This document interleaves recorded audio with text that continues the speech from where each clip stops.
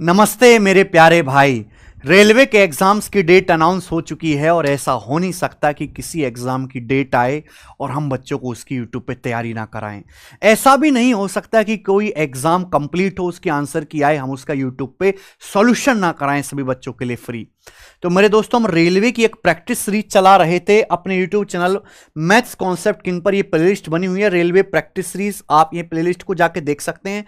इसमें number system, simplification, shirts, LCM, HCF, percentage complete पढ़ा दिया है। लंबी लंबी क्लासेस हैं। मैं उसी के आगे से सीरीज को दोबारा कंटिन्यू कर रहा हूं क्योंकि बीच में बच्चों का इंटरेस्ट लूज हो रहा था क्योंकि कोई एग्जाम की डेट नहीं थी और स्टूडेंट एसएससी की तैयारी में लगे हुए थे। अब एसएससी के बाद बच्चे रेलवे की तैयारी में दोबारा लग गए हैं। तो इस क्लास में आपको रेशियो में पढ़ाऊंगा, अनुपात। ठीक है बच्चों, दो पार्ट में मैं आपको रेशियो पढ़ाऊंगा, पार्ट 1 और पार्ट 2। और हम वही करने वाले हैं कि रेलवे ने आज तक जितने भी रेशियो के अच्छे अच्छे सवाल पूछे हैं उन सभी का सॉल्यूशंस मैं आपको इन दो पार्ट्स में, इन दो वीडियोस में करवाऊंगा मेरे भाई।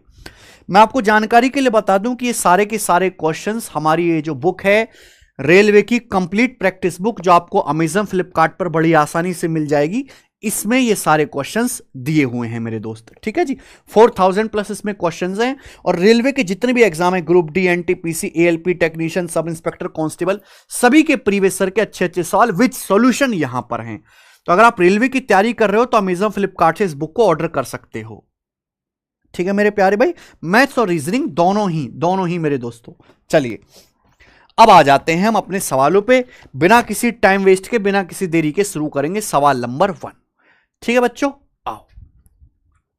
पहला सवाल जो आपके सामने दिखाई दे रहा है वो असिस्टेंट लोको पायलट के पेपर में पूछा गया था। मैंने यहां पे सवाल का सोर्स भी मेंशन किया है कि किस एग्जाम में सवाल आया है।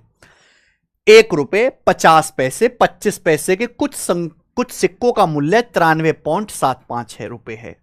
ठीक है, और उनकी संख्या का अनुपात 3, 4, 5 है। प्रत्येक प्रकार के सिक्कों की संख्या ज्ञात कीजिए। तो हमारे पास मेरे प्यारे में 1 रुपए 50 पैसे 25 पैसे के सिक्के हैं और सिक्कों की संख्या का अनुपात 3, 4, 5 है। बोला प्रत्येक प्रकार के सिक्कों की संख्या, तो आंसर ऐसा ना ऑप्शन होगा जो 3, 4, 5 के रेशियो में हो। 15 3 45, 15 चौका 60, 15 पंजे 75, ये 3, 4, 5 है। ये 3, 4, 5 नहीं है। 5 से अगर मैं इसको काटूंगा तो ये 8, 14, 15 बार जाएगा। ये भी 3, 4, 5 नहीं, 58 आ रहा है।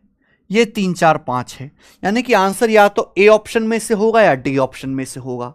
अब मैं किसी भी एक ऑप्शन को लेकर चेक कर सकता हूं, किसी भी एक ऑप्शन को लेकर भी मैं ये सवाल चेक कर सकता हूं।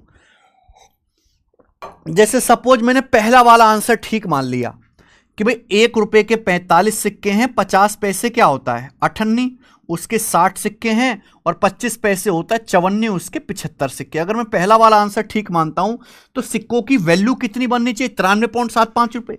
अगर 1 रुपए के 45 सिक्के तो कीमत कितनी होगी 45। 50 पैसे यानी कि 58, 1/2 रुपए के 60 सिक्के, 1/2 की 60 में गुणा करेंगे तो कीमत होगी 30 रुपए। 25 पैसे होता है बेटा 54, 54 का मतलब 1/4, 1/4 रुपए के 75 सिक्के, तो कीमत कितनी होगी 75/4, 18.75 रुपए। तो सारे सिक्कों की जो टोटल कीमत आएगी वो ये आएगी। तो 45 और 30 75 और 18 93, 93.75 रुपए संतुष्ट हो रहा है। सारे सिक्कों का मूल्य 93.75 है, तो यही आंसर हो जाएगा ए ऑप्शन। तो जरूरी नहीं कि हम हर सवाल सॉल्व करने के चक्कर में ही पढ़ें, हम ऑप्शन से भी चेक कर सकते हैं। लेकिन अगर हमें इस सवाल का मेथड जानना है पूरा, क्योंकि कॉइंस वाला सवाल वर्ल्ड फेमस है, तो हम कैसे करेंगे वो जानिए मेरे दोस्तों। बच्चों, हमारे पास 1 रुपए 50 पैसे का मतलब आधा रुपया और 25 पैसे का मतलब 54, 1/4 रुपए के सिक्के हैं। 1 रुपए में 100 पैसे होते हैं और इस सिक्कों की संख्या का जो रेशियो वो 3, 4, 5 है। 3:4:5 है। तो आप मुझे बताओ इन सिक्कों की जो कीमत है, इन सिक्कों की जो वैल्यू है, उस वैल्यू का अनुपात क्या होगा? क्या आप निकाल सकते हैं मेरे भाई? बिल्कुल निकाल सकते हैं। एक बार बताओ, अगर मेरे पास 1 रुपए के 3 सिक्के हैं तो उनकी कीमत कितनी होगी 3 रुपए। अगर मेरे पास 50 पैसे के 4 सिक्के तो उनकी कीमत क्या होगी 1/2 की 4 में गुणा करेंगे 2 रुपए। अगर मेरे पास 54 के 5 सिक्के हैं तो उनकी कीमत क्या होगी, 1/4 की 5 में गुणा करेंगे तो 5/4 1.25 रुपए। इस हिसाब से सभी सिक्कों की टोटल वैल्यू क्या आएगी, 3, 2, 5 और 1, 6, 6.25। लेकिन सवाल के अनुसार सभी सिक्कों की कीमत तो 93.75 रुपए है। अब आप मुझे यह बताओ भाई साहब, ये कितने गुना हो रहा है, कितने गुना? तो आप देख सकते हैं कि सीधा सीधा 15 गुना है। 15 छिक्का 90 है और 25 की 15 में गुणा करेंगे, 0.25 की 15 में 3.75, तो ये 15 गुना है।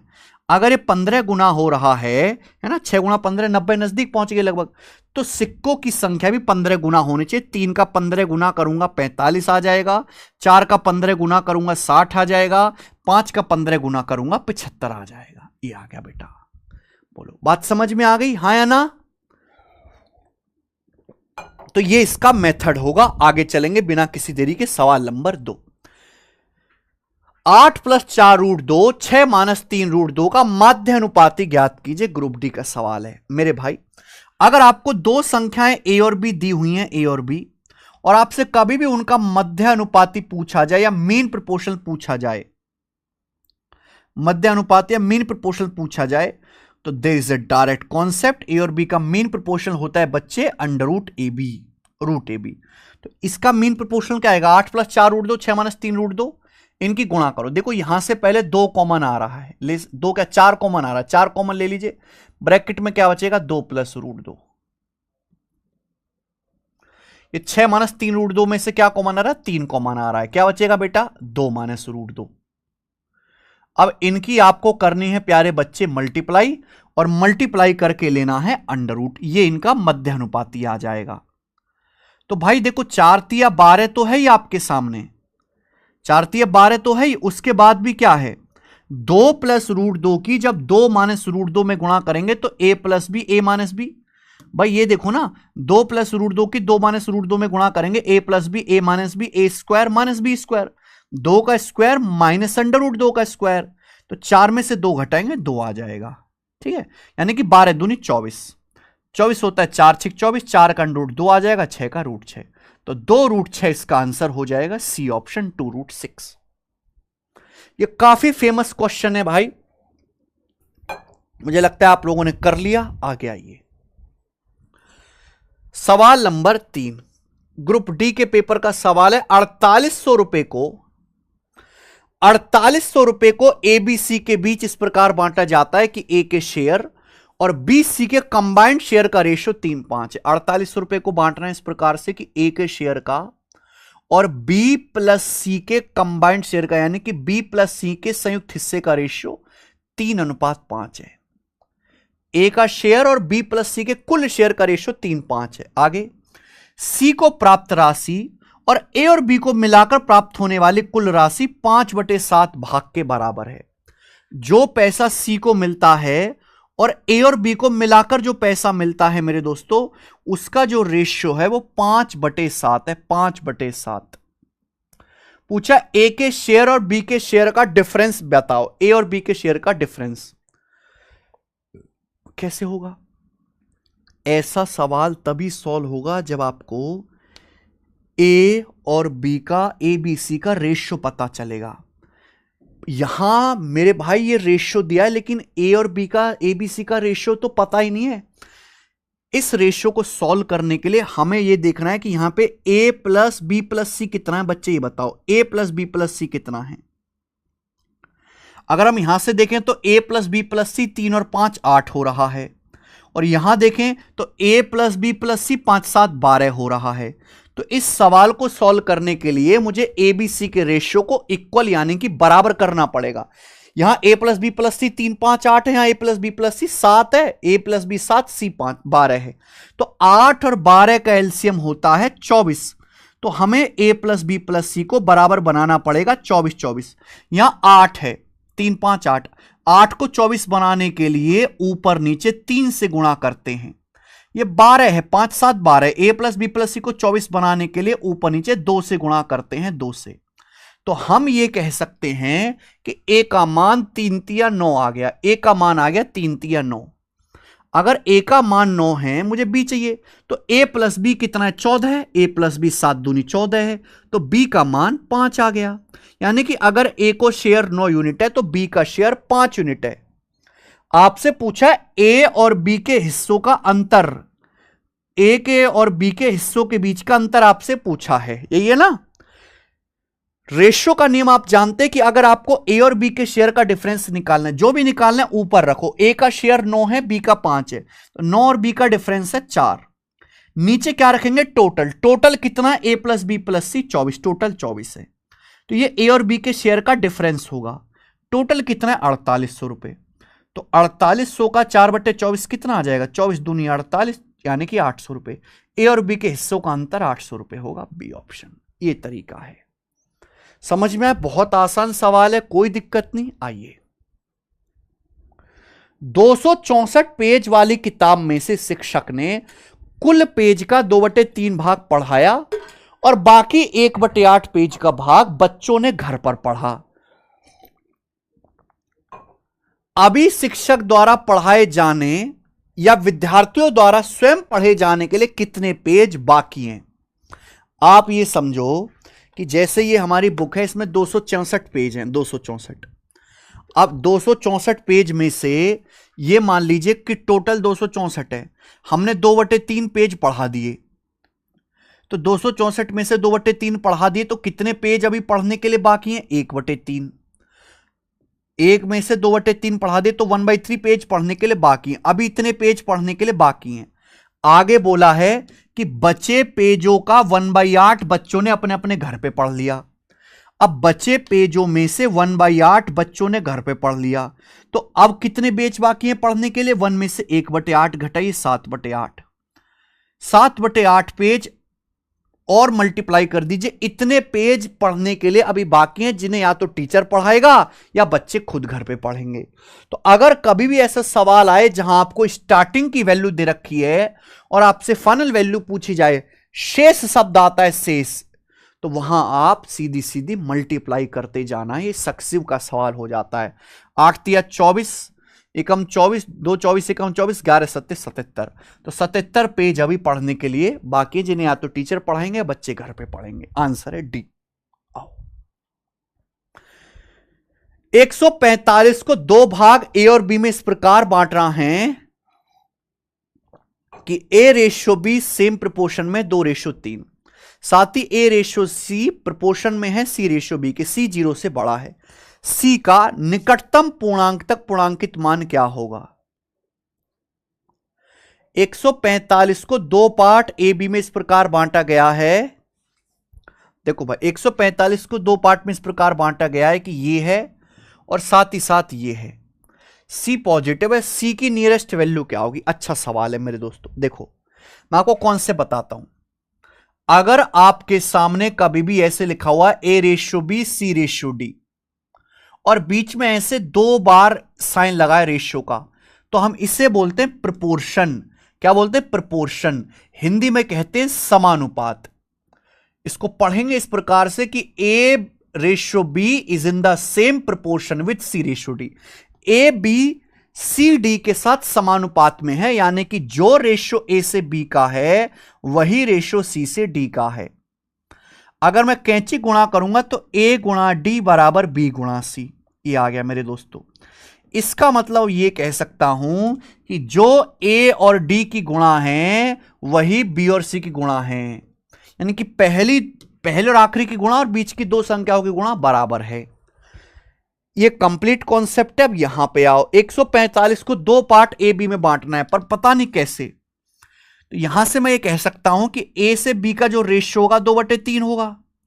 ए बटे बी बराबर 2/3 होगा। जो रेशियो ए से बी का है वही 2/3 का सेम रेशियो होना चाहिए। अगर 145 को 2 भाग ए बी में बांटा गया, रेशियो क्या है? 2/3, तो टोटल हो गया 2 और 3 5, जबकि टोटल कितना बांटा है मैंने? 145। तो 5 की वैल्यू ही 145 के बराबर है, जो कि 29 गुना है। 29 टाइम्स 29 पंजे 145। तो ए का मान कितना आएगा? 2 का 29 गुना 58, और बी का मान आ जाएगा जी 3 का 29 गुना, यानी कि 87। ये ए और बी की वैल्यू आ गई, लेकिन सवाल में सी का मान पूछा है। सवाल में ये भी दिया है मेरे प्यारे भी, अगर आप यहां पे ध्यान से देखो तो पहले और आखिरी नंबर की गुणा और बीच के दो संख्या गुणा बराबर होनी चाहिए, यानी कि सी गुणा सी, सी स्क्वायर बराबर ए बी आएगा। यानी कि मैं ये कह सकता हूं कि सी गुणा सी, सी स्क्वायर बराबर ए बी है, तो सी का मान जो होगा वो अंडर रूट ए बी होगा, अंडर रूट ए बी। ये बात समझे? बस सवाल में कुछ दम ही नहीं है। एक्चुअली यहां आंसर अप्रोक्स में बताना है। अब ए का मान है 58, बी का मान है 87, जैसे 58 का मतलब 29 दूनी 58, बी का मान है 87, तो 87 का मतलब क्या है बच्चों? 29 तिया 87। ये तो आप ये जानो कि 29 गुणा 29 का अंडर रूट तो आ ही जाएगा 29, ये बचेगा 2 तिया 6, यानी कि 29 अंडर रूट 6 आएगा। अब ये तो अप्रोक्स है। अगर आपको ना पता हो तो जैसे √2 की जो वैल्यू होती है मेरे प्यारे भाई, वो लगभग 1.414 होती है। मैं आपको साथ साथ काफी सारे कॉन्सेप्ट भी बताता चलूंगा, ठीक है ना? ऐसा नहीं कि केवल सवाल होंगे, सवालों के बीच में ही मैं आपको कॉन्सेप्ट बताऊंगा, सवालों के बीच में ही। √3 होता है 1.732, ठीक है बच्चे? √2 जो होता है वो अप्रोक्स √5 वो लगभग 2.23 के बराबर होता है, और √6 की जो वैल्यू होती है ना मेरे दोस्तों, वो लगभग 2.45 होती है, और √10 जो होता है ना मेरे दोस्तों, वो अप्रोक्स 3.16 होता है। ये वैल्यू आप याद कर लीजिए, ये वैल्यू अप्रोक्सीमेशन में बहुत हेल्प करते हैं, क्योंकि आजकल पेपर बनाता टीसीएस, सब दशमलव में होगा, सब लगभग में पूछा जाता है, तो ये वैल्यू कैलकुलेशन में बहुत हेल्प करते हैं, इनको याद कर लीजिए। वैसे यहां पे ऑप्शन बहुत दूर दूर है, मुझे इतने की जरूरत नहीं है। √6 जो आएगा मेरे प्यारे में, वो क्या आएगा? लगभग √6 लिखा ना मैंने, 2.45 के आसपास लिख दिया मैंने। चलो तो आप मुझे बताओ कितना आएगा? अगर 29 का 2.5 गुना भी करा जाए, तो पहले 29 का 2 गुना करो 58, फिर 29 का आधा करो 14, तो अगर मैं 58 में 14 भी जोड़ूंगा तो कितना आ जाएगा मेरे प्यारे भाई? ये 72। तो 72 से हल्का सा कम आएगा 71। ऐसे करा बेटा, पूरी गुणा नहीं करी, 2.45 को 2.5 मान लो, 29 का 2 गुना 58, 29 का आधा 14.5, ये आएगा 72.5। लेकिन ये तो 2.45 है, 2.5 थोड़ा ना, तो 72.5 से हल्का सा कम आएगा 71। और ये सारा प्रोसेस आपको दिमाग में करना है। आगे आ जाए, सवाल नंबर 5 था। नेक्स्ट, ए की इनकम का बी से अनुपात, बी की इनकम से अनुपात 3:5 है। ए का खर्चा उसकी इनकम का 7/12 है, बी का खर्चा उसकी इनकम का 8/15 है। उनके खर्चों का डिफरेंस 14,300 रुपए है, तो ए की इनकम ज्ञात कीजिए। बहुत बढ़िया सवाल है भाई साहब। दो लोग हैं ए और बी, खूब पैसा कमा रहे हैं पेल के, तो ए और बी की इनकम यानी कि आय का रेशियो 3:5 है, ठीक है। सवाल में बोला है कि ए का जो खर्चा है वो उसकी आय का 7/12 है, और बी का खर्चा उसकी आय का 8/15 है। सवाल में ए और बी के खर्चों का अंतर दिया है, तो मुझे खर्चा निकालना पड़ेगा, मुझे ए और बी का खर्चा निकालना पड़ेगा अलग अलग। अब एक बात की परेशानी यह है कि ए का जो खर्चा है इनकम का 7/12 है, यानी कि मुझे इनकम का 7/12 करना पड़ेगा। अगर मैं 3 का 12 करूंगा तो परेशानी होगी। अगर यहां 4 से गुणा हो जाए तो कोई दिक्कत नहीं, अगर मैं यहां पे 12 बना लूं तो 12 करने में आसानी होगी। मुझे इनकम का 12 करना, ए की इनकम का 12 करना पड़ेगा। ये तो 3 है, तो 3 को अगर 12 ही बना लूं तो इजी हो जाएगी कैलकुलेशन, इसलिए 4 से गुणा कर दो। बी का खर्चा इनकम का 8/15 है। अगर जैसे बी की इनकम है 5, अगर मैं 5 का 8/15 करूंगा तो देखो 3 आ रहा है। ये फ्रैक्शन में ना जब भिन्न आते कैलकुलेशन बढ़ जाती है। तो भाई साहब ये 5 है, अगर इसको 15 बनाना है तो यहां 3 से गुणा करनी पड़ेगी, तो मुझे यहां 4 से गुणा करनी पड़ेगी, यहां 3 से, तब जाके कैलकुलेशन आसान होगी। तो 4 और 3 का एलसीएम होता है 12। पूरे रेशियो को यहां 12 से, ये रेशियो को किसी नंबर से गुणा करो कोई फर्क नहीं पड़ता। 4 3 का एलसीएम 12 से गुणा कर दो, 12 3 36, 12 5 60 ही आ गया। ये ए और बी की इनकम का रेशियो अगर मैं 36-60 मानता हूं तो मेरी कैलकुलेशन बहुत आसान हो जाएगी, बहुत आसान। मुझे कुछ करना ही नहीं पड़ेगा। क्यों भाई? अगर ए की इनकम 36 है तो खर्चा कितना करता है? इनकम का 7/12, तो 12 तिया 36 कितना आ जाएगा? 21। यानी कि 36 रुपए कमाता है तो ए 21 खर्च करता है। बोलो। बी का खर्चा इनकम का 8/15 है। बी का इनकम है 60, तो बी का खर्चा इनकम का 8/15, 60 का 8/15 क्या आएगा? 15 चौका 60, 4 अट्ठे 32, ये 32 आ गया। ये ए का खर्चा 21 है, बी का खर्चा 32 है। इनके खर्चों का डिफरेंस क्या आएगा? 21 और 32 का अंतर 11 है, जबकि खर्चों का अंतर कितना है? 14,300 रुपए। तो 11 की वैल्यू ही सवाल में 14,300 रुपए दिए। कितने गुना? 11 कम 11 और 3 11 तिया, ये 1300 गुना, 1300 टाइम्स 1300 गुना। बोला ए की इनकम, तो ए की इनकम है 36, तो ए की जो इनकम होगी बेटा वो भी 36 का 1300 गुना होगी। ये मल्टीप्लाई आपको करनी है, ठीक है? तो यानी कि 13 की अगर पहले 1300 की पहले 30 में गुणा करेंगे 39,000 प्लस 7800, यानी कि मेरे प्यारे भाई ये 46,800 रुपए आ जाएगा। C option. ठीक है, देखो ये आंसर 36,000 से तो ज्यादा होगा, ये आंसर नहीं है। एंड में 2 जीरो आएगा क्योंकि यहां पे 2 जीरो है, तो ये आंसर नहीं है। एंड में 3 जीरो है। उसके बाद 6 तिया 18, 8 आएगा इकाई का अंक, ये 8 आ रहा है। ऐसे करना होता है, समझ में आया? तो देखो आपको कैलकुलेशन को आसान करने के लिए कभी गुणा कभी भाग करना पड़ेगा, सवाल की डिमांड के हिसाब से। आइए सवाल नंबर है 7, जो कि एनटीपीसी सीबीटी लेवल 2 के पेपर में आया था। कौन करेगा जी?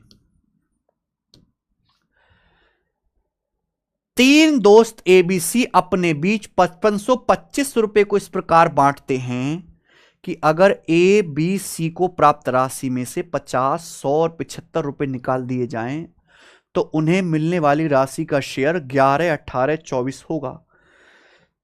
सी को स्टार्टिंग में कितना प्राप्त हुआ था? बहुत अच्छा सवाल है, सीजल में भी आया, पर ये थोड़ा डाटा आसान है। 3 दोस्त हैं, 3 दोस्त हैं ए बी सी, इनके बीच कुछ पैसा बांटा गया। कितना? 5525 रुपए। एबीसी के बीच, 3 दोस्तों के बीच 5525 रुपए बांटा गया, तो कुछ पैसा ए को मिला होगा, कुछ बी को, कुछ सी को। यह पैसा इस प्रकार से बांटा गया है कि ए का जो हिस्सा है, अगर ए के हिस्से में से 50 रुपए कम कर दें और बी के हिस्से में से 100 रुपए कम कर दें, 100 रुपए, और सी के हिस्से में से 75 रुपए कम कर दें, 75 रुपीस कम कर दें। ए के हिस्से से अगर मैं 50 रुपए कम कर दूं, बी के हिस्से से 100 रुपए, सी के हिस्से से 75 रुपए निकाल लूं, तो अब ए बी सी के हिस्सों का जो रेशियो होगा वो 11, 18, 24 हो जाएगा। ए बी सी के हिस्सों का रेशियो 11, 18, 24 हो जाएगा। पूछा है सी को स्टार्टिंग में कितना मिला था, यानी कि ये आपसे पूछा है कि सी को प्रारंभ में कितना पैसा मिला था, ये पूछा है। सोचो अब देखो, हमने तीनों लोगों के बीच 5525 रुपए बांटा है। हमने ए बी और सी को इस प्रकार से बांटा है कि अगर ए का 50 रुपए, बी का 100 रुपए, सी का 75 रुपए कम कर दूं तो अब रेशियो जो है ए बी सी के शेयर का 11, 18, 24 होगा। तो बेटा हमने टोटल कितना कम कर दिया? 50 और 100 150 और 75 225। हमने तीनों का टोटल मिलाकर 50, 100, 150 और 75 225 रुपए कम कर दिया, यानी कि 5525 की बजाय अब तीनों लोगों के बीच कितना पैसा बांटा गया है? 5300 रुपए, 5300 रुपीस। आप बोलोगे हां जी सर बिल्कुल सही। जबकि अब तीनों के बीच शेयर का रेशियो क्या है? 11, 18, 24 है। अब तीनों के बीच शेयर का रेशियो कितना है? 11, 18, 24। तो टोटल कितना आ गया? 11 प्लस 18 29, 29 प्लस 24 कितना आ जाएगा मेरे प्यारे भाई? 53। तो 53 की वैल्यू ही 5300 रुपए है सवाल में 100 गुना, 100 गुना। पूछा सी को कितना शेयर है, तो सी का है 24, 24 की वैल्यू भी 100 गुना होगी, यानी कि 2400 रुपए। ये 2400 रुपए आंसर नहीं आया। पूछा है सी को प्रारंभ में कितना हिस्सा मिलता था, स्टार्टिंग में। सी का शेयर जो भी स्टार्टिंग में था 75 रुपए कम करने के बाद 2400 है, 75 रुपीज कम करने के बाद 2400 रुपए। तो सी को प्रारंभ में कितना पैसा मिलता होगा? 2400 रुपए से 75 रुपए ज्यादा, यानी कि सी को स्टार्टिंग में 2475 रुपए मिलता होगा। और ये सवाल का आंसर है ऑप्शन नंबर बी करेक्ट है। अच्छा सवाल।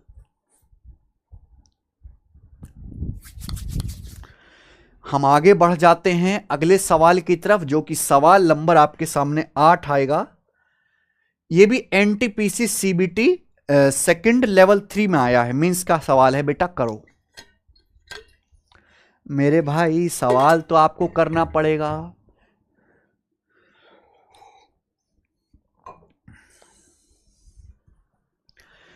एक स्कूल में स्टूडेंट की संख्या में 5/8 लड़कियां हैं। पहली लाइन खतरनाक है। एक स्कूल में स्टूडेंट की संख्या में 5/8 लड़कियां हैं, यानी कि स्कूल में अगर टोटल 8 स्टूडेंट पढ़ते हैं, अगर स्कूल में टोटल, नीचे जो होता है वो हमेशा टोटल होता है, अगर छात्रों की संख्या स्कूल में 8 है, छात्रों की संख्या 8 है, तो उसमें से 5 लड़की हैं। अगर स्कूल में टोटल 8 लड़के पढ़ते हैं, 8 स्टूडेंट्स पढ़ते हैं सॉरी, तो 8 में से 5 लड़की हैं, तो बाकी के 3 बुड़वक कौन है? बॉयज हैं, लड़का है मेरे दोस्तों। ये बॉयज गर्ल्स की संख्या का अनुपात है। 8 हैं तो 5 लड़की हैं, 3 बाकी लड़के हैं। सवाल में आगे कहा गया है, यहां तक तो क्लियर है। शेष जो हैं लड़के हैं। लड़कियों की, यहां देखिए शेष लड़के हैं। लड़कियों की संख्या में से 2/5 12 साल से कम उम्र के हैं। लड़कियों की संख्या का 2/5 12 साल से कम उम्र के हैं, और 4/9 लड़कों की आयु 12 साल या उससे ज्यादा है। यानी कि लड़कियों, जितनी भी लड़कियां हैं उसमें से 2/5 लड़कियां ऐसी हैं जो 12 साल से कम उम्र की हैं, और जितने लड़के हैं उसका 4/9 ऐसे जो या तो 12 साल के हैं या 12 साल से ज्यादा उम्र के हैं। यदि विद्यार्थियों की कुल संख्या 288 है, तो 12 साल से कम उम्र के कितने विद्यार्थी हैं? अगर कुल संख्या 288 है तो 12 साल के कितने विद्यार्थी हैं? 12 साल के, ये आप मुझे बताओ, कौन करेगा? सवाल में कुछ भी दम नहीं है, मैं आपको बिल्कुल डायरेक्ट बताता हूं। बॉयज गर्ल्स की संख्या का रेशो 3:5 है। हमें यहां से पूछा 12 साल से कम उम्र के कितने विद्यार्थी हैं। लड़की हैं 5, 5 लड़कियों का 2/5 12 साल से कम उम्र के हैं। हमें निकालना है 12 साल से कम उम्र के स्टूडेंट। तो लड़कियां अगर 5 है तो 2/5 लड़कियां 12 साल से कम उम्र की है। 5 का 2/5 करेंगे 2 आ गया मेरे प्यारे भाई। और 4/9 लड़के या तो 12 साल के, जितने भी लड़के हैं उसमें से 4/9 या तो 12 साल के हैं या 12 साल से ज्यादा उम्र के हैं। तो 12 साल से कम उम्र के लड़के कितने होंगे? अगर 4/9 लड़कों की उम्र 12 साल से ज्यादा है तो इसको 1 में से घटाओ। 5/9 लड़के, लड़कों की संख्या का 5/9 ऐसा है जो या तो 12 साल से कम होंगे। अगर 4/9 बॉयज, 4/9 बॉयज 12 साल से ज्यादा हैं, 1 में से माइनस करो। बाकी के 5/9 बॉयज 12 साल से कम उम्र के हैं। 3 का 5/9 आ गया 5/3। आप बोलोगे हां जी सर। ये टोटल स्टूडेंट आ गए मेरे प्यारे भाई, टोटल स्टूडेंट जो 12 साल से कम उम्र के हैं। टोटल स्टूडेंट्स आ गया जी 3 और 2 कितना आ गया भाई? ये आ गया 3 दूनी 6 5 11/3, 11/3, 11/3 स्टूडेंट 22 साल से कम उम्र के आउट ऑफ टोटल। टोटल कितना बॉयज प्लस गर्ल्स? 8, टोटल 8 है, यानी कि 11/24 आ गया। 11/24 बोलो हां। आप अलग अलग डिवाइड करके भी कर सकते थे, कोई परेशानी नहीं है, ठीक है। यानी कि अगर क्लास में टोटल 24 हैं स्टूडेंट, तो 24 में से 11 12 साल से कम उम्र के हैं। 11 का मल्टीपल आएगा, 11 का मल्टीपल यहां एक ही ऑप्शन 132, ये आंसर आ गया। टोटल स्टूडेंट्स कितने स्कूल में? 288। 24 की वैल्यू 288 है, 12 गुना, तो 12 साल से कम उम्र के कितने? 11 की वैल्यू भी 12 गुना होगी 132, 132। ऐसे भी कर सकते हैं कि आप पहले बॉयज अलग निकालो, गर्ल्स अलग निकालो, फिर 12 साल से कम उम्र के अलग अलग निकालो, फिर जोड़ो। बट ये मैंने आपको बहुत ही मतलब ये कभी भी फेल नहीं होगा तरीका, कितना भी कैलकुलेटिव डाटा आ जाए हमेशा आपको आंसर निकाल के जल्दी देगा। नेक्स्ट 9वां सवाल, एनटीपीसी का एक्स और y directly with each other, x and y vary directly with each other, x और वाई एक दूसरे के समानुपाती हैं। देखो x and y vary directly each other, इसका क्या मतलब है? इसका मतलब यह है कि x जिस रेशियो में बदलेगा y उसी रेशियो में बदलेगा। अगर आप x को दुगुना करोगे y दुगुना हो जाएगा, y को आधा करोगे x आधा हो जाएगा, y को 70% बढ़ाओगे x भी 70% बढ़ेगा। जो जो परिवर्तन y में होगा x में परिवर्तन भी उसी रेशियो में होगा। ये है मेरे दोस्तों। बोला है जब x 10 है तो y 15 है। कौन सा x y के मानों का पेयर नहीं है? जब x 10 है तो y 15 है, यानी कि x से y जो है 1.5 गुना हो जाता है, यानी कि x y का रेशियो 3/2 है। जब x 10 है तो y 15 है, यानी कि x y का आप रेशियो निकालो तो 2-3 है, 2-3। तो बोला कौन सा इन चारों में से कौन सा x y का पेयर नहीं हो सकता? तो भैया पेयर वही होगा जहां x y का रेशियो 2-3 हो। ये 2-3 है क्या?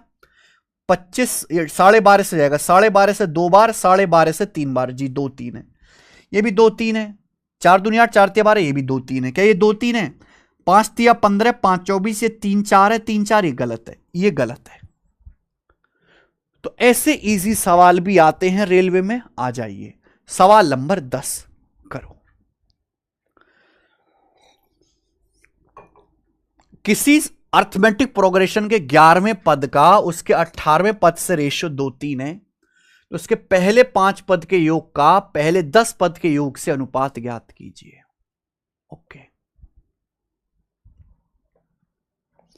Nice question. देखो भाई साहब, अगर किसी समांतर श्रेणी का पहला टर्म a है और कॉमन डिफरेंस d है, तो उसका जो nth टर्म होता है उसका फॉर्मूला है a plus n minus 1 into D. किसी भी मेरे दोस्तों अर्थमेटिक प्रोग्रेशन के n टर्म्स के सम का फॉर्मूला है Sn बराबर n/2 ब्रैकेट में 2a plus n minus 1 into D. ये है कॉन्सेप्ट, फॉर्मूला याद होना चाहिए। चूंकि ये रेशियो का सवाल है तो मैं करवा देता हूं। किसी अर्थमेटिक प्रोग्रेशन का 11वां टर्म और 18वें टर्म का रेशियो दिया है। 11वां टर्म क्या आएगा बेटा? a प्लस n की जगह 11 रखेंगे, a प्लस 10d। और 18वां टर्म क्या आएगा? a plus 17d। ये रेशियो 2-3 है। यहां पहले टर्म और कॉमन डिफरेंस का रेशियो निकाल सकते हैं, ऐसे क्रॉस मल्टीप्लाई करो, क्या आ जाएगा बेटा? 3a और 2a, a आएगा। देखो 3 2 शाम 30, 30d और 34d, 4d आएगा, 4d। यहां से a और d का रेशियो 4:1 होगा। a बटे d कितना आएगा? 4/1। देखिए कॉमन डिफरेंस 1 है, सॉरी फर्स्ट टर्म 4 है तो कॉमन डिफरेंस 1 है, यानी कि लगातार संख्याएं, लगातार संख्याएं, ये लगातार संख्याएं हैं, ये लगातार संख्याएं हैं मेरे प्यारे भाई। यहां पे जो आपको दिया ना 11वें पद का 18वें पद से रेशियो 2:3 है, तो ये a plus 10d a plus 17d ratio कितना आ गया? 34 और 30 का डिफरेंस 4d आ जाएगा। यानी कि अगर पहला टर्म अगर 4 है ना तो उसके बाद कॉमन डिफरेंस यहां पर 1-1 का है, अगला 5 है, फिर अगला 6 है, फिर अगला 7 है, फिर अगला 8 है। इस प्रकार से चल रहा है मेरे दोस्तों, ये 4 5 6 7 8, 4 5 6 7 8, ठीक है ना? 9 10 11 12 13 14 15। ओके, कोई दिक्कत? अब आपसे पूछा पहले 5 पदों का और पहले 10 पदों के योग से अनुपात बताओ। पहले 5 पदों के योग और पहले 10 पदों के योग का अनुपात बताओ। तो पहले 5 पद हैं, इनका योग क्या आएगा मेरे दोस्तों? इनका योग बीच में 6 आ रहा है, 30 आ जाएगा, 30। इनका योग मेरे बीच में एवरेज कितना है? 6। थोड़ा सा दिमाग लगाना होगा। सबसे पहला टर्म 4 है, फिर कॉमन डिफरेंस 1 है, संख्या 1-1 बढ़ती जाएगी। ये अगर किसी भी आपको समांतर श्रेणी को ऐड करना है तो बीचों बीच में नंबर जो एवरेज है, वो बीचों बीच में जो नंबर होगा वो एवरेज होगा 6। कितनी संख्या? 5 संख्या, 6 पंजे 30 आ जाएगा। 10 पदों का योग क्या आएगा बेटा? 4 5 6 7 8 9 10 11 12 और मेरे दोस्तों 13 ही आ जाएगा। 4 5 6 7 8 9 10 11 12 13 ये 10 संख्याएं हो जाएंगी। ठीक है, 4 से 14 तो 11 हो जाएंगी। तो इनका सम क्या आएगा मेरे दोस्तों? ये कितनी संख्याएं? 10 संख्याएं, तो n/2 first term plus last term, 4 और 13 17, यानी कि आ जाएगा 85 85। 5 से काट लेंगे, 6 बार जलाएगा 17 बार, 6:17 इसका आंसर है डी ऑप्शन 6 17।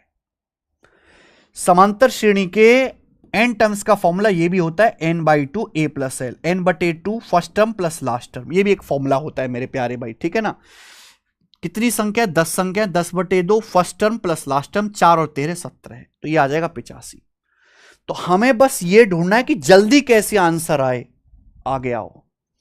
ठीक है, ये मैं आपको बता ही चुका हूं कि अगर आपको रेलवे की एक सीट अपनी कंफर्म करनी है तो आपको रेलवे का प्रीवियस ईयर का स्टडी मटेरियल लगाना पड़ेगा।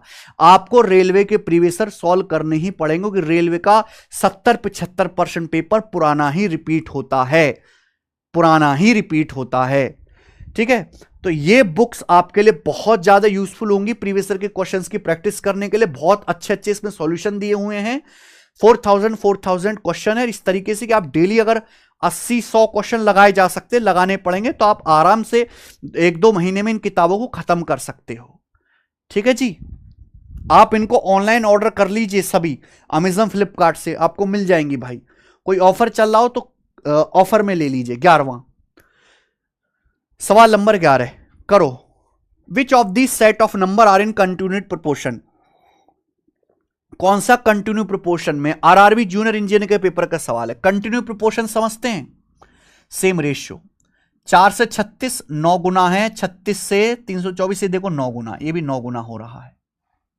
7 से 21 3 गुना, 21 से 63 3 गुना, ये भी कंटिन्यू प्रोपोर्शन। ये भी 24 चौका 96 4 गुना, 96 का 4 गुना 360 और 24 384 भी 4 गुना। तो यहां पे तीनों ही कंटिन्यू प्रोपोर्शन में, ए ऑप्शन। तीनों ही सतत अनुपात में है, कोई दिक्कत नहीं। आगे आइए, सवाल नंबर 12 आरपीएफ सब इंस्पेक्टर का सवाल है, railway police force sub inspector का। आमिर ने 4 बच्चों के बीच 875 गिफ्ट बांटे। पहले बच्चे का शेयर दूसरे का दुगुना है, तीसरे बच्चे के हिस्से का 3 गुना है और चौथे बच्चे का 4 गुना है। पहले और दूसरे बच्चे को प्राप्त कुल उपहार कितने हैं? जैसे मान ले कि आमिर ने 4 बच्चों के बीच कुछ गिफ्ट बांटे, फर्स्ट सेकंड थर्ड फोर्थ, 4 बच्चे हो गए। इनके बीच कुछ गिफ्ट टॉफी बांट रहा है, सपोज आमिर तारे जमी पर फिल्म में, कितने? 875। अब पहले बच्चे का जो हिस्सा है वो दूसरे का डबल है, और तीसरे का 3 गुना है, चौथे बच्चे का 4 गुना है। ये है बेटा। तो भाई हमें पहले बच्चे का शेयर दूसरे से डबल लेना है, तीसरे से 3 गुना लेना है, चौथे से 4 गुना लेना है। तो हम पहले बच्चे का शेयर ये एक्स मान के नहीं करना, आप अपनी मर्जी से कोई ऐसी संख्या मान लो ना जो 2 से भी कटे, 3 से भी कटे, 4 से भी कटे। 2 3 4 से कटने वाला नंबर, इनका एलसीएम 12 है। मैंने मान लिया कि पहले बच्चे का शेयर 12 है, जो कि दूसरे बच्चे से दुगुना है, तो दूसरे का कितना होगा फिर? 6 होगा, 6 दूनी 12। पहले बच्चे का शेयर तीसरे से 3 गुना है, तो तीसरे का कितना होगा फिर? 4 होगा, 4 तिया 12 होता है। पहले बच्चे का शेयर चौथे का 4 गुना है, 12 किसका 4 गुना होता है? 3 का। चौथे बच्चे का शेयर 3 होगा, 3 का 4 गुना करोगे तभी तो 12 आएगा। तो ये सबका शेयर आ गया मेरे दोस्तों, 12 6 4 3, सभी के शेयर का रेशियो आ गया, 12 6 4 3, ये रेशियो आ गया सभी के शेयर का। टोटल अगर 875 हैं तो आपसे पूछा पहले दूसरे बच्चे को कुल उपहार कितने मिले। पहले दूसरे बच्चे को जो कुल उपहार मिले हैं वो 12 और 6 18 हैं। आउट ऑफ टोटल कितना है? 12 6 18 और 4 22 और 3 25, ये 25 हो गया। 25 तिया 75, उसके बाद मेरे दोस्तों कितना बच जाएगा? और 25 12 बजे 125। ठीक है जी, आप बोलोगे हाँ सर। 35 गुणा 18 कितना आएगा? 540 और 90, यानी कि 630, 630। तो 630 फर्स्ट और सेकंड बच्चे के उपहारों का योग है। 12 + 6 18 यूनिट किलो निकालिए। आगे आ जाएंगे, ये करो। ग्रुप डी के पेपर का सवाल है, यदि x is not equal to y, x और वाई बराबर नहीं है, z पॉजिटिव है, x plus Z square ratio y plus Z square बराबर एक्स रेशियो वाई है। ए का वह मान ज्ञात कीजिए जहां ए ग्रेटर देन 0 है, ताकि x ratio A same proportion में हो जाए ए रेशियो वाई। मेरे दोस्तों सवाल में आपसे बोला है, अगर मैं यहां से देखूं तो ए गुणा ए स्क्वायर बराबर एक्स गुणा वाई आ जाएगा। ए स्क्वायर बराबर एक्स गुणा वाई, यही है।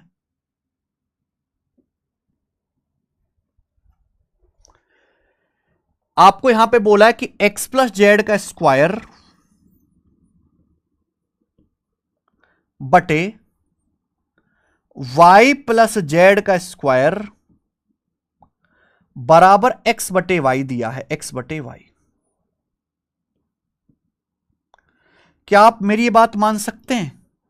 हां जी। हमें यहां से ए का ऐसा मान निकालना है जिससे कि ये दोनों कंडीशन सेटिस्फाई हो। ए का ऐसा मान निकालना है। अब बताओ जी ए का ऐसा मान क्या आएगा? ए की ऐसी वैल्यू कौन सी होगी जिससे दोनों ही इक्वेशन सेटिस्फाई हो? थोड़ा सा दिमाग लगाना है। देखो भाई, एक तो तरीका हो सकता है कि आप इस सवाल को ऑप्शन से पिक करो कि सवाल में बोला है ए ग्रेटर देन 0 यानी कि ए पॉजिटिव है, तो ये नेगेटिव जेड तो आंसर आ नहीं सकता। अगर ए स्क्वायर एक्स वाई आ रहा है, आपसे क्या पूछा है? ए का मान पूछा है ना।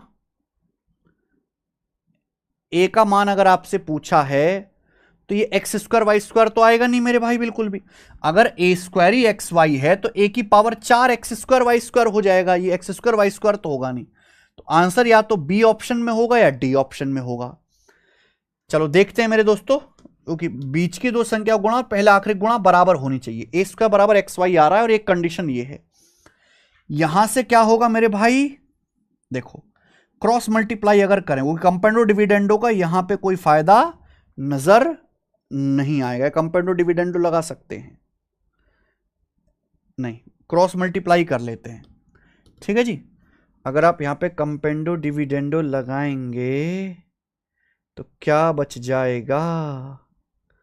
कुछ भी नहीं बचेगा। हाँ वही रहने देते हैं बेटा। अगर क्रॉस मल्टीप्लाई करेंगे वाई एक्स प्लस जेड का स्क्वायर क्या होता है? X square plus Z square plus 2zx, 2zx। और यहां से क्या आएगा बेटा? एक्स वाई प्लस जेड का square y square plus Z square plus 2zy plus 2zy। ठीक है, क्या आप बोलोगे हाँ जी सर एकदम ठीक है? कुछ कट रहा है, ये कट जाएगा। देखो जब y की यहां पे गुणा होगी 2zx में तो 2xyz, ये 2xyz, ये 2xyz, ये 2xyz कट जाएगा। तो बचेगा क्या? ये बचेगा y x square plus y z square. Y की गुणा इसमें हो जाएगी और ये बचेगा x y square plus x z square, ये बचेगा। मुझे लगता है कि भैया आपका आंसर आ चुका है, क्योंकि अगर मैं एक्स वाई को इधर लाता हूं, ये एक्स वाई स्क्वायर को इधर लाता हूं तो वाई एक्स कॉमन इधर लिख दूं क्या? ये एक्स वाई स्क्वायर वाली चीज इधर लाता हूं तो वाई एक्स कॉमन ब्रैकेट में एक्स माइनस वाई, और वाई जेड स्क्वायर को अगर मैं उधर ले जाता हूं वाई एक्स स्क्वायर कॉमन और ब्रैकेट में x minus y, y z square को अगर मैं उधर ले जाता हूं तो जेड स्क्वायर कॉमन और ब्रैकेट में एक्स माइनस वाई। चूंकि सवाल में बोला है कि x is not equal to y, तो यानी कि x माइनस वाई से x माइनस वाई कट जाएगा। ठीक बेटे, समझ में आया ना? ये वाली चीज तो हम इधर ले आए, वाई एक्स स्क्वायर में से एक्स वाई स्क्वायर घटाएंगे तो एक्स वाई कॉमन ब्रैकेट में एक्स माइनस वाई, ये वाई जेड स्क्वायर उधर चला गया तो जेड स्क्वायर कॉमन, ये एक्स बचेगा माइनस वाई कट गया, तो जेड स्क्वायर बराबर एक्स वाई आ गया। तो यानी कि इसके लिए आपको इतनी मेहनत करनी पड़ी। तो एक्स वाई जो है मेरे दोस्तों किसके बराबर आ गया बेटा? जेड स्क्वायर के बराबर आ गया। एक्स वाई आपका जेड स्क्वायर है, तो ए बराबर क्या आ गया? जेड आ गया, जेड। और ये बी ऑप्शन इसका आंसर है। मुझे लगता है कि दिस इज बेस्ट क्वेश्चन। ठीक है, ये मैंने क्रॉस मल्टीप्लाई करके करा, ऐसा नहीं है कि कंपेंडो डिविडेंडो से नहीं होगा। आप कंपेंडो डिविडेंडो लगाओगे तो भी हो जाएगा, लेकिन आप सोचो थोड़ा सा दिमाग लगाना पड़ेगा। अगर आप इन दोनों को जोड़ोगे बेवजह की भसड़ फैलेगी, घटाओगे मेरे दोस्तों तो आसानी रहेगी। तो आप यहां एक्स प्लस जेड स्क्वायर ये ऐसे ही रहने दो, एक्स ऐसे ही रहने दो। अब आप इसमें से घटा दो, इसमें से माइनस कर दो, माइनस, ये माइनस कर देंगे, ऊपर नीचे घटा देंगे मेरे दोस्तों। तो जब आप घटाओगे तो ये तो एक्स माइनस वाई हो जाएगा मेरे प्यारे भी, एक्स माइनस वाई। और x प्लस जेड स्क्वायर में से अगर आप y प्लस जेड स्क्वायर घटाओगे, x प्लस जेड स्क्वायर में से अगर आप y प्लस जेड स्क्वायर घटाओगे, सोचो x प्लस जेड स्क्वायर में से इंसान को y प्लस जेड स्क्वायर घटाने पर क्या मिलेगा? a माइनस बी का होल स्क्वायर बराबर ए माइनस बी इंटू ए प्लस बी। ए माइनस बी करेंगे तो x माइनस वाई, और a प्लस बी करेंगे तो x प्लस वाई, और z प्लस जेड 2z, तो x plus Y plus 2z। जैसा एक्शन लेफ्ट साइड में वैसा ही राइट साइड में। तो आपको ऊपर नहीं लगाना, नीचे कंपेंडो डिविडेंडो आपने किया, देखो ये कट जाएगा, इसकी यहां मल्टीप्लाई। जब इसकी यहां पे मल्टीप्लाई होगी मेरे प्यारे भाई, तो देखो फिर से वही चीज आ जाएगी, फिर से वही चीज आ जाएगी जो आपको मिली है। मैं क्या आपको लिख के बता दूं, x प्लस जेड का स्क्वायर बराबर x square plus Z square plus 2zx। x की यहां गुणा करेंगे x square plus y square plus 2zx, इसकी मल्टीप्लाई। देखो 2zx खचा कट गया, एक्स स्क्वायर मेरे दोस्तों यहां पर खचा कट गया, सॉरी एक्स वाई आएगा, ये एक्स वाई आएगा, सॉरी एक्स की एक्स में एक्स स्क्वायर, वाई की एक्स में एक्स वाई प्लस 2zx। ये 2zx से 2zx कट गया, एक्स स्क्वायर से एक्स स्क्वायर कट गया, तो जेड स्क्वायर बराबर क्या आ गया? एक्स वाई आ गया। तो फिर से वही चीज आएगी। तो चाहे आप क्रॉस मल्टीप्लाई करो, चाहे आप मेरे दोस्तों कंपेंडो डिविडेंडो लगाओ, आना दोनों से वही है। लेकिन ये सवाल बहुत अच्छा है, शानदार है, बेसिक ग्रुप डी के पेपर में आया है, सवाल एसएससी लेवल का है ये। आइए लेवल 3 बनाओ। स्टूडेंट्स का एक ग्रुप है, बोला है लड़कियों की संख्या लड़कों का 3/4 है।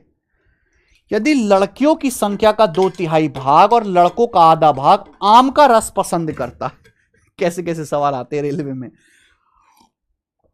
तो कुल लड़कियों और लड़कों की संख्या का कितना भाग आम का रस पसंद करता है? ये रहा बॉयज और ये रहा गर्ल्स। सवाल में बोला गया किसी ग्रुप, स्टूडेंट्स का एक ग्रुप है, लड़कियों की संख्या लड़कों का 3/4 है, लड़कियों की संख्या लड़कों का 3/4 है, लड़कों का। यानी कि बेटे अगर लड़के 4 हैं ना, नीचे हमेशा लड़के 4 हैं, तो लड़कियां 3 हैं। गर्ल्स की संख्या बॉयज का 3/4 है, बॉयज अगर 4 हैं तो गर्ल्स 3 है। ये बॉयज और गर्ल्स की संख्या का अनुपात आ गया, रेशियो जो पहली लाइन में दिया है। आगे सवाल में कहा है लड़कियों की संख्या का 2/3, लड़कियों की संख्या का 2/3 आम का रस पसंद, खूब आम का रस पीते हैं, लड़कियों की संख्या का 2/3, और लड़कों की संख्या का आधा, लड़कों की संख्या का आधा आम का रस पीते हैं, आम का। तो पूछा कुल बॉयज और गर्ल्स की संख्या का कितना भाग है जो आम का रस पीते हैं? अगर लड़कियां 3 हैं तो 3 लड़कियों का 2/3 कितना होता है? 2 लड़कियां आम का रस जो है पीती हैं, पसंद है उन्हें। और लड़के हैं मेरे दोस्तों 4 का आधा कितना होता है? 2 लड़के ऐसे हैं जो आम का रस पीते हैं। यानी कि टोटल आम का रस पसंद करने वाले कितने स्टूडेंट हैं? 2 और 2 4। आउट ऑफ टोटल स्टूडेंट कितने मेरे प्यारे भी? टोटल स्टूडेंट है हमारे बॉयज प्लस गर्ल्स मिलाकर 4 और 3 7।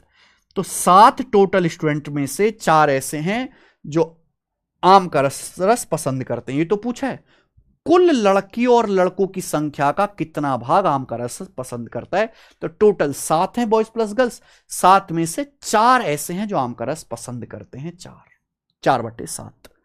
अच्छा सवाल है, बेसिक सवाल है, आगे आओ।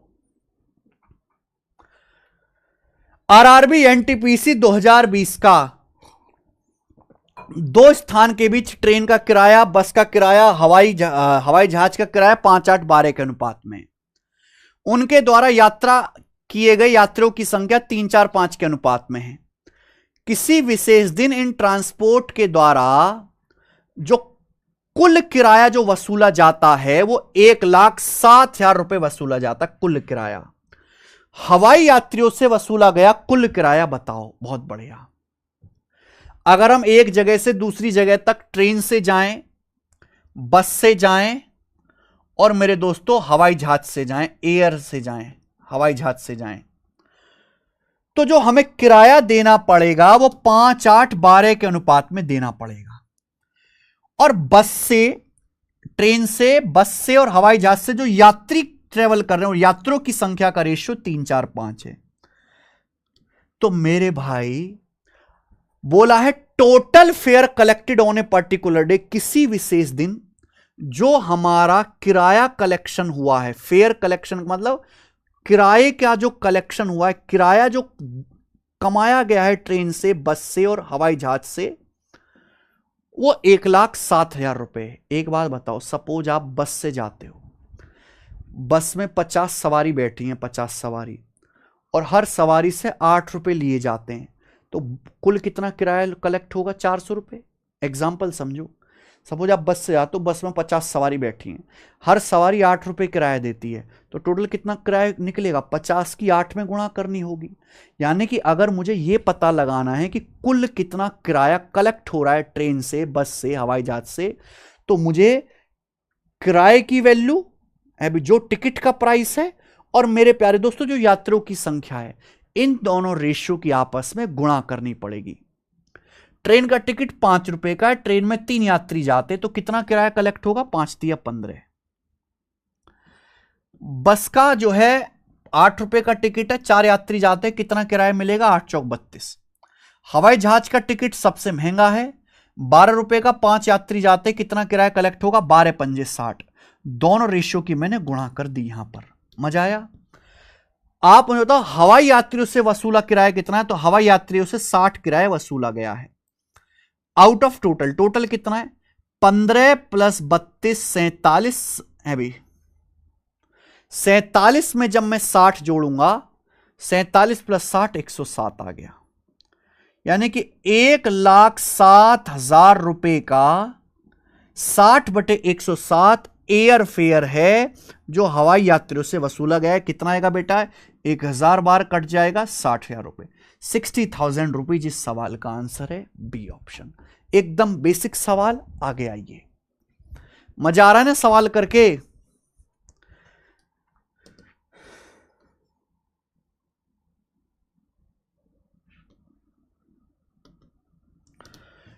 तीस अंकों की the mean score of class of 40 student in a mathematic test of 30 marks is 23.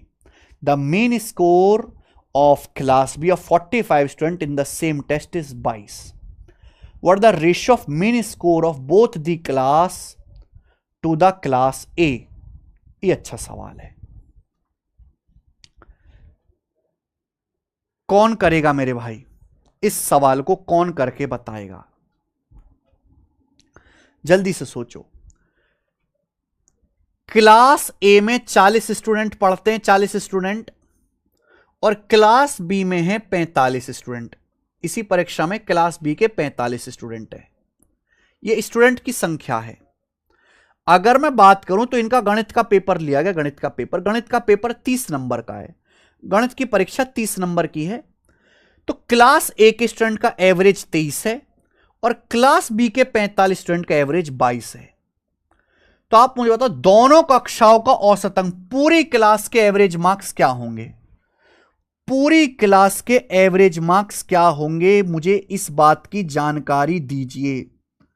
पूरी क्लास के एवरेज मार्क्स क्या होंगे? फटाफट बताओ। एवरेज कैसे निकाले जाते हैं? टोटल मार्क्स, कुल मार्क्स बटे नंबर ऑफ स्टूडेंट। एक क्लास का एवरेज मार्क्स निकालने हैं तो आप ये देखो कि पूरी क्लास में कुल कितने नंबर आए, सभी के मार्क्स को ऐड कर लीजिए और भाग दे दीजिए कितने स्टूडेंट की संख्या से।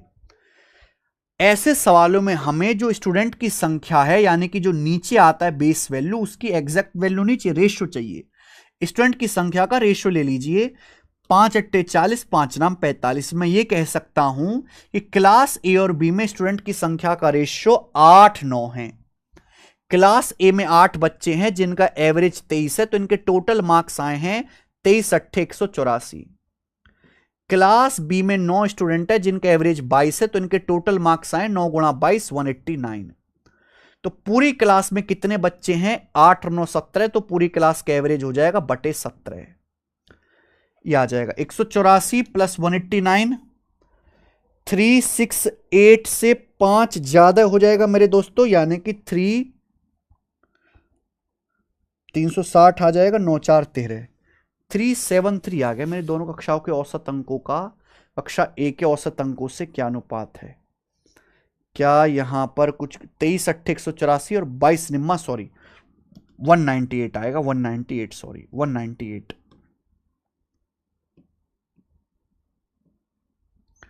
184 में 200 जोड़ूंगा मेरे प्यारे भाई, तो ये आ जाएगा 384, 384 से 2 कम 382, तो 382 बटे 17, 382 बटे 17 पूरी क्लास के एवरेज मार्क्स हैं, पूरी क्लास के एवरेज मार्क्स।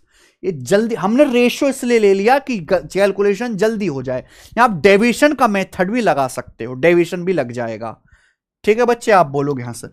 पूरी क्लास के एवरेज मार्क्स ये हैं, आपको इसका अनुपात बताना है पूरी क्लास, दोनों कक्षाओं के औसत अंकों का, दोनों कक्षाओं के औसत अंक, दोनों कक्षा यानी कि ए प्लस बी, पूरी क्लास क्यों लिख रहे हैं हम, यहां पे हमको लिखना चाहिए ए प्लस बी, दोनों कक्षाओं का मिलाकर एवरेज, दोनों क्लास ए और बी का मिलाकर जो एवरेज है ये है। तो दोनों कक्षाओं के एवरेज का क्लास ए के एवरेज मार्क्स से क्या रेशियो, क्लास ए के एवरेज मार्क्स कितने बेटा 23, ये रेशियो आ जाएगा। हालांकि 382 एक ही ऑप्शन में आ रहा है, ये आंसर है कि जब आप ये रेशियो लेंगे तो 17 की 23 में क्रॉस मल्टीप्लाई हो जाएगी और 23 गुणा 17 आ जाएगा 391, 382 रेशियो 391। ये भी अच्छा सवाल है, नया सवाल है। हाँ जी, एनटीपीसी का एबीसी को काम करने के लिए 1800 रुपए मिले, ए ने 6 दिन काम किया, बी ने 4 दिन काम किया, सी ने 9 दिन काम किया। उनकी दैनिक मजदूरी का, उनकी जो डेली की जो मजदूरी है, यानी कि डेली जो उनको पैसा दिया जाता है, जो डेली दिहाड़ी दी जाती है, वो 5-6-4 के अनुपात में, ए को कितने पैसे मिलेंगे एक बार बताओ। 1800 रुपए काम करने के लिए दे गए हैं 3 लोगों को, एबीसी को कितने 1800 रुपए दिए गए हैं एबीसी को, 3 लोगों को काम करने के लिए। ए की जो एक दिन की कमाई है वो 5 है, ए की जो एक दिन की कमाई है 5 है, डेली मजदूरी का मतलब एक दिन में 5 यूनिट ए को दिया जाता है। ए ने 6 दिन काम किया, तो 6 दिन में कितना मिलेगा ए को, 6 पंजे 30, गुणा कर देंगे सीधी सीधी। बी की जो डेली की मजदूरी है वो 6 है, बी ने काम किया 4 दिन, तो 4 दिन में बी को कितना मिलेगा, 6 चौक 24, 6 की 4 में गुणा करेंगे 24। ठीक है, सी की एक दिन की जो कमाई है वो 4 है, सी ने 9 दिन काम किया, तो सी को 9 दिन में कितना मिलेगा, 4 नाम 36। ये हो गया बेटा, इतना मिलना चाहिए। तो तीनों को मिलाकर टोटल कितना मिलेगा, 24 और 36 60, 60 और 30 90, और 90 की वैल्यू तीनों को टोटल मिलाकर कितना दिया गया 1800 रुपए, जो कि 20 गुना है 20 टाइम्स। तो आपसे पूछा ए को कितने पैसे मिलेंगे, तो ए को पैसे मिलेंगे 30, 30 की वैल्यू भी 20 गुना होगी 600 रुपए, 30 की भी 20 से गुणा कर देंगे, ए को 600 रुपए मिलेगा। बहुत आसान सवाल है आगे। ठीक है भाई, तो ये था सवाल नंबर 17। मैं रेशियो के टोटल आपको 35 क्वेश्चन कराऊंगा, 35 में से 17 अच्छे सवाल रेलवे के मैंने आज करा दिए, और रेशियो के सेकंड पार्ट में आपको बाकी के बचे हुए सवाल करवाऊंगा। ये क्वेश्चंस आपको कैसे लगे, आपने क्या नई अप्रोच सीखी, कौन सा सवाल आपको बढ़िया लगा, मुझे कमेंट्स में जरूर बताएं। अगर आप चाहते हैं कि मैं रेलवे के सारे चैप्टर की क्लासेस ऐसे कराऊं, तो आप इन वीडियोस को ज़्यादा से ज़्यादा शेयर करिए मेरे दोस्तों, लाइक करिए और कमेंट जरूर करिए, और भी बच्चों को बताइए जो रेलवे की तैयारी कर रहे हैं। बहुत बहुत धन्यवाद मेरे प्यारे भाई, बाय।